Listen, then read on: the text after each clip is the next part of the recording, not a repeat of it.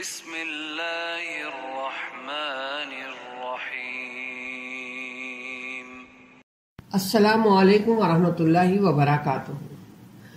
آج ہم لوگوں پر ائمہ طاہرین علیہم السلام کے جو حقوق ہیں ان میں سے چند بیان کریں گے تاکہ ہم ان حقوق کی بطریقہ احسن ادائیگی کی کوشش کر سکیں۔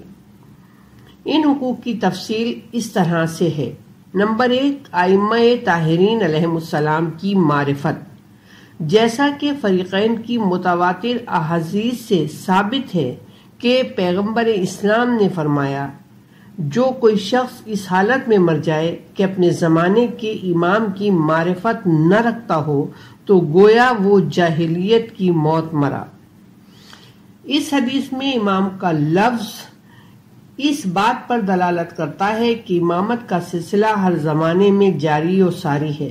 اسی طرح پیغمبر اسلام کی بہت ساری احادیث جو فریقین سنی اور شیعہ کے نزدیک متواتر احادیث کی حیثیت رکھتی ہیں موجود ہیں، جو ائمہ طاہرین کی معرفت اور ان سے ہدایت حاصل کرنے کی تائید کرتی ہیں۔ پیغمبر اسلام نے فرمایا، جیسا کہ صحیح مسلم میں بھی موجود ہے، میرا دین قیامت تک قائم رہے گا جب تک اس میں 12 خلفاء نہ گزریں گے اور وہ تمام قریش میں سے ہوں گے۔ اور یہ حدیث اس بات کی دلالت کرتی ہے کہ امام کا وجود ہر زمانے کے لیے ثابت ہے اور اسے قریش کے ائمہ اثنا عشر پر منحصر رکھا گیا ہے۔ عباسی اور اموی خلیفہ اس میں شامل نہیں ہو سکتے کیونکہ ان کی تعداد زیادہ ہے۔ نمبر 2، ائمہ طاہرین علیہم السلام کی ولایت۔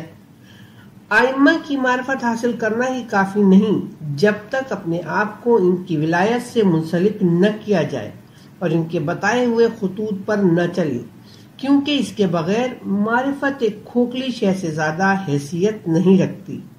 جس طرح پیغمبر اسلام نے مسلمانوں کو خبردار کیا ہے اور وضاحت کے ساتھ بتا دیا ہے کہ ہدایت اور کامیابی ائمہ طاہرین کی ولا میں پوشیدہ ہے اور گمراہی ان کی مخالفت میں موجود ہے۔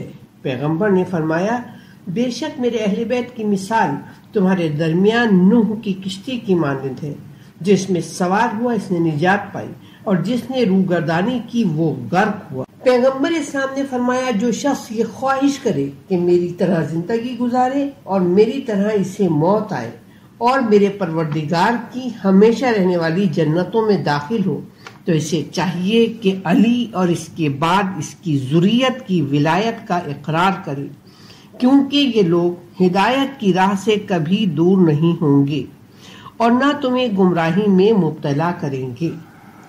نمبر 3، ائمہ علیہم السلام کی اطاعت۔ خداوند عالم نے ارشاد فرمایا، اے صاحبان ایمان، تم اللہ اور اس کے رسول اور صاحبان امر کی اطاعت کرو۔ اگر کسی کام میں کوئی جھگڑا ہو جائے تو اسے اللہ اور اس کے رسول کی طرف پلٹا دو۔ اگر تم اللہ اور یوم قیامت پر ایمان رکھتے ہو تو یہ تمہارے لیے اچھی اور بہترین تعویل ہے۔ یہ سورہ نساء کی آیت نمبر 59 میں اعلان ہو رہا ہے۔ اگر سورہ نساء کی اس آیت نمبر 59 کے ذریعے خداوند عالم نے ائمہ طاہرین علیہم السلام کی اطاعت کو واجب قرار دیا ہے، اور اس طرح اس آیت مبارکہ کی روشنی میں ہم کہہ سکتے ہیں کہ پروردگار عالم نے ائمہ طاہرین علیہم السلام کی اطاعت کو واجب قرار دیا ہے۔ حضرت ابو جعفر علیہ السلام نے فرمایا، اسلام کی بنیاد 5 چیزوں پر ہے: نماز، زکوٰۃ، روزہ، حج اور ولایت۔ زرارہ نے کہا کہ میں نے پوچھا، ان تمام سے افضل کیا چیز ہے؟ فرمایا، ولایت، کیونکہ ولایت ان تمام کی کلید یعنی چابی ہے۔ چھٹے امام نے فرمایا، خداوند عالم نے ولی کی اطاعت کو رسول کی اطاعت کے ساتھ اور رسول کی اطاعت کو اپنی اطاعت سے ملایا ہے۔ جو کوئی شخص صاحبان ولایت کی اطاعت نہیں کرتا تو گویا اس نے خدا اور رسول کی اطاعت نہیں کی۔ نمبر 4، ائمہ معصومین علیہم السلام کے حق یعنی خمس کی ادائیگی۔ ارشاد پروردگار ہے سورہ انفال کی آیت نمبر 41 میں کہ تم جان لو کہ تم جو کچھ بھی چیز غنیمت پاؤ گے تو اس کا 5واں حصہ اللہ کے لیے، رسول کے لیے، ان کے قرابت داروں، ذی القربہ، یتیموں، مسکینوں اور مسافروں کے لیے ہے۔ یہ مسلمان پر اس کی شرافت اور قرابت رسول کی وجہ سے ایک حتمی اور فرض شدہ حق ہے جس کا بیان پروردگار عالم نے اپنی کتاب میں کیا ہے۔ اس طرح خداوند عالم نے خمس کو آل محمد اور ان کی اولاد کے حق کے طور پر واجب فرمایا ہے، اور اس طرح رسول اکرم کی تکریم و عزت، ان کے شرف کو اور اللہ کی راہ میں ان کے قربانیوں کو پیش نظر رکھا گیا ہے۔ امیر المومنین علی ابن ابی طالب علیہ السلام نے ذی القربہ کے مفہوم کو واضح فرمایا ہے۔ آپ نے فرمایا ہے، خدا کی قسم ہمیں ہی خداوند عالم نے ذی القربہ کہا ہے۔ جو کچھ بھی اللہ تعالیٰ نے اپنے رسول کو اہل قرا سے بغیر کسی جنگ کے دلایا ہے وہ صرف اللہ، اس کے رسول اور اس کے ذی القربہ کے یتیموں اور مسکینوں کا حصہ ہے۔ نمبر 5، ائمہ معصومین علیہ السلام کی ذریت کے ساتھ احسان اور نیکی۔ ائمہ طاہرین علیہ السلام کی مودت کا تقاضا یہ ہے کہ انسان ان کے ساتھ وفاداری کرے، ان کی اولاد کے ساتھ نیکی اور احسان کرے، اور وہ اس کے سب سے زیادہ حقدار ہیں۔ 8ویں امام نے اپنے آبائے طاہرین کی سند سے فرمایا ہے کہ حضور اکرم نے فرمایا، قیامت کے دن میں 4 قسم کے افراد کی شفاعت کروں گا۔ نمبر 1، میرے بعد میری ذریت کی عزت کرنے والا۔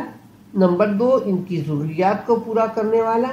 نمبر 3، ان کی مجبوریوں کے وقت ان کی مجبوری کو رفع کرنے کے لیے کوشش کرنے والا۔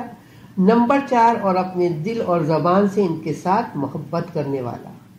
امام صادق نے فرمایا اپنے آبائے کرام کی سند سے کہ پیغمبر نے فرمایا، میں جب مقام محمود پر کھڑا ہو جاؤں گا تو اپنے عظیم صحابہ کے لیے شفاعت کروں گا، خداوند عالم ان کے لیے میری شفاعت قبول کرے گا۔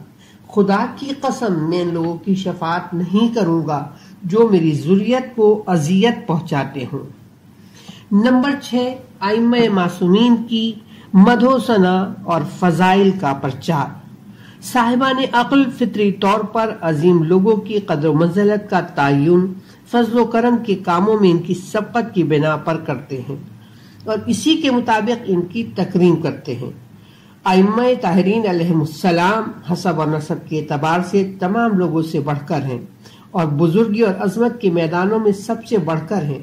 اسی وجہ سے وہ اس بات کے مستحق ہیں کہ ان کے محب ان پر فخر کریں، ان کی حمد و ثنا کریں، ان کے فضائل کو عام کریں، ان کے دائمی آثار کی حفاظت کریں اور ظالموں کے مقابلے میں ان کی کوششوں کو قدر کی نگاہ سے دیکھیں اور اسلام اور مسلمانوں کی خاطر ان کے قربانیوں کو نہ بھلائیں۔ حضرات ائمہ معصومین علیہ السلام اپنی مدح کرنے والوں کا شکریہ ادا کرتے ہیں، ان کے ہر دکھ اور سکھ میں شریک ہوتے ہیں، ان کی مغفرت کے لیے دعا کرتے ہیں اور ان کے ساتھ بڑی فیاضی کے ساتھ پیش آتے ہیں۔ نمبر 7، ائمہ طاہرین علیہ السلام کی قبور کی زیارت۔ ائمہ طاہرین علیہ السلام کے شیعوں پر ان کے جو حقوق ہیں ان میں سے ایک حق یہ ہے کہ وہ ان حضرات کی قبور کی زیارت کریں اور ان کو سلام کریں، کیونکہ ایسا کرنا محبت اور وفاداری اور اخلاص کا مظہر ہے، چاہے ان کی زندگی میں ہو یا ان کے بعد۔ پیغمبر اسلام نے فرمایا، جو مجھ پر میری قبر کے پاس آ کر درود و سلام بھیجے میں اسے سنتا ہوں، اور جو دور سے مجھ پر درود و سلام بھیجے وہ مجھ تک پہنچتا ہے۔ حضرت ابو جعفر نے فرمایا کہ حضرت امیر المومنین علیہ السلام نے فرمایا کہ ایک دفعہ پیغمبر اسلام ہم سے ملنے کے لیے آئے۔ اس دن ام ایمن نے ہمیں تحفے کے طور پر دودھ، کھجور اور مکھن بھیجا تھا۔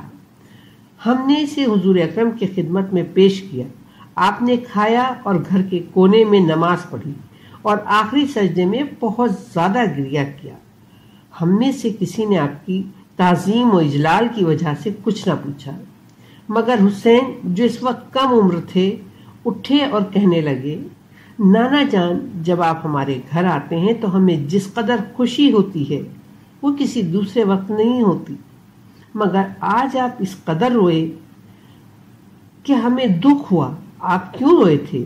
فرمایا، اے بیٹے، ابھی ابھی جبرائیل نے آ کر مجھے خبر دی کہ تمہیں شہید کیا جائے گا اور تمہاری قتل گاہیں مختلف ہوں گی۔ پوچھا، نانا، جب ہماری قبریں مختلف جگہوں میں ہوں گی تو جو لوگ ہماری زیارت کرنا چاہیں گے وہ کیا کریں گے؟ فرمایا، بیٹے، میری امت میں سے ایک گروہ تمہاری زیارت کرے گا اور اس کے ذریعے برکت چاہے گا، تو ان کا حق میرے ذمے یہ ہوگا کہ قیامت کے دن کی شدت سے انہیں نجات دلاؤں گا اور ان کے گناہوں سے نجات دلاؤں گا، اور خداوند عالم انہیں جنت میں جگہ دے گا۔ ربنا تقبل منا انک انت السمیع العلیم۔